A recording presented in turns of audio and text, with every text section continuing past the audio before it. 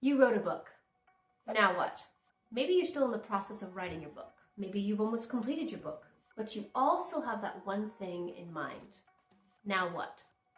Well, I wrote a book, and for about 2 years, I was in that now what stage. And today I have crossed over that bridge, and I'm in the process of working with a company to get my book published. If you would like to hear more about that process of how I wrote my book, I can make that in a future video. But right now, you don't want to hear about the process of my book. You don't know me. You want to know how I can help you cross that now what stage. So I'm going to document my process and give you step-by-step insights, do's and don'ts, questions that I've asked, things to look out for, and some small insights and knowledge on how to prepare yourself and your book when working with a company to make your publishing dreams come true. I'll try and be as detailed as I can so you can get a lot out of these vlogs. Some things may be common sense, but hopefully you will gain some insight along the way. I don't have all the answers, but we're definitely going to learn along the way. Are you ready? Awful. Gross. Okay, so I'm strictly going to be speaking from my own personal experience.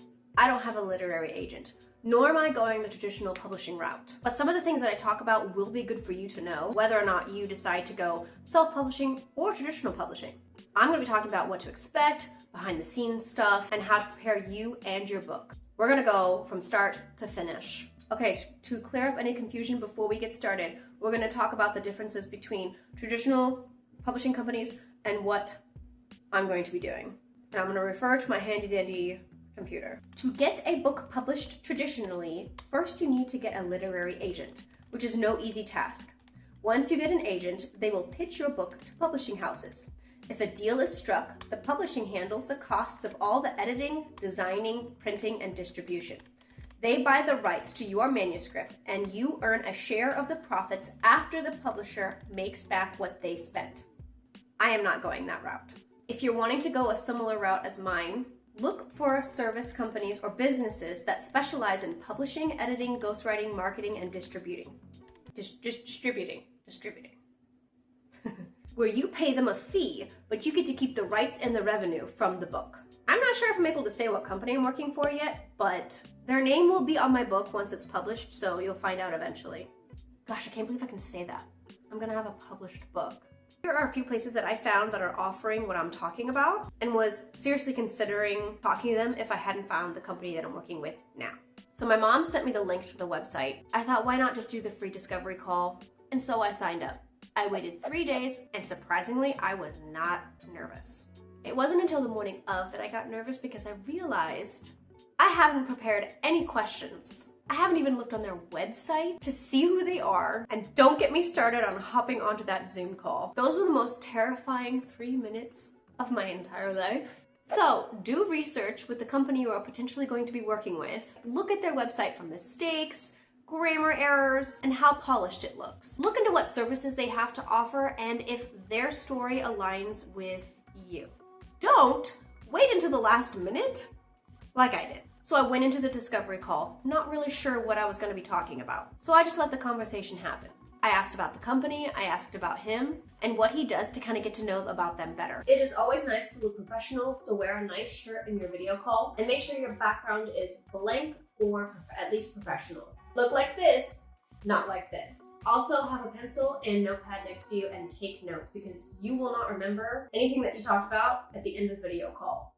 Seriously, you won't remember. At this time, he asked me about myself and a summary of my book. You must know how to summarize your book within a few sentences so that way you look like you know what your book is about. It is surprising how hard it is to boil your book down into just a couple of sentences. Write a summary of your book on your notepad or on your computer screen so that it is clean and concise when describing it to them. Tell them your target audience. Is it for teens? Is it adults? Is it romance? Is it fantasy? Blah, all that good stuff.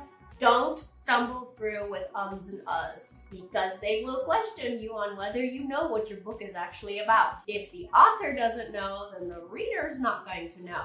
I stumbled a little bit, but I fully know what my book is about, so that helped me and saved me in the end. He then asked me to give him the entire plot in summation of my book. And this hurt just a little bit because I didn't want to spoil it and give him away the ending, but I know that I needed to do so. So don't worry about spoiling it for these people. They're not going to be your audience. It's okay. After listening to what my novel was about, he was interested and asked for me to send it to him in an email. He said that they would read it and let me know whether it would be a good fit for them or not. And this is where I want to put your little mind at ease, because I know what you're thinking. I thought the same thing. He informed me that once you send it in an email, it is copyrighted. So don't worry about it. It's your baby and it's protected. And then we talked about the most worrisome topic in this entire thing, the money. Getting a book edited is not cheap. And to be honest, that is what has been holding me back this entire time. So he informed me of what kind of editors I might need and walked me through the whole process. I appreciated his thorough step-by-step explanation of manuscript to print. I still have my notes that I took, and I'm so glad that I took them, because then after the call, I was able to explain to my family the step-by-step process and everything that we talked about in the call. Highly recommend. And just having some notes is super helpful in processing all of this information, because it's a lot of information. And then I was honest but respectful with him.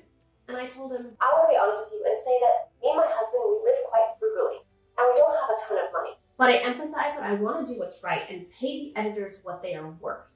You can be honest, but just be respectful. He was very gracious, and he gave me an estimate of what it all might cost. If you're on the fence about hiring an editor, I'm going to tell you right now, you must hire an editor, especially if this is going to be your debut novel. This is your first introduction to your audience/readers, and if it's not polished, then they most likely will not want to return. I had my mother edit my book, but I knew she was not a professional. She worked so hard to get it absolutely polished to the best of our ability before we were able to hand it off to the professionals. The 30 minutes flew by, and I thanked him for his time and reassured him that if my book did not fit within their company, no hard feelings. I completely understood. Now I know they are a company and probably have no problem turning away people that do not align with their business. But in my opinion, it's always good to just state it as well. You truly want a company that is a good fit with you. Otherwise, it's going to be a nightmare.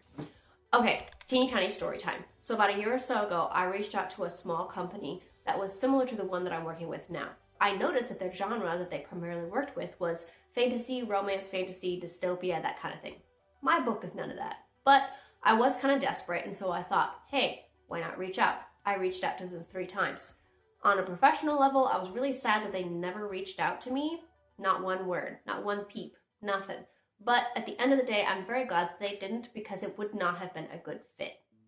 My discovery call was on a Wednesday, and I sent them my manuscript that day. It is always nice to send them a little thank you along with sending your manuscript. Here's what I wrote, short and sweet. I'm at work. I felt a notification in my pocket, and I saw that I got an email. I pulled the notification down, and I saw the sender. It was him. This was it. I stopped. I took a moment, telling myself that if we are not a good fit, then it wasn't meant to be. It'd be okay. So whatever happens, it would be okay. I opened the email, and the first word I read was congratulations. I screamed, I jumped around, I cried happy tears even before reading the rest of the email. Getting a hold of myself, I read the entirety of the email, and then I called my husband and I screamed, and then I called my parents and then I screamed. This was happening. After 2 years, my book was finally crossing that bridge to getting published.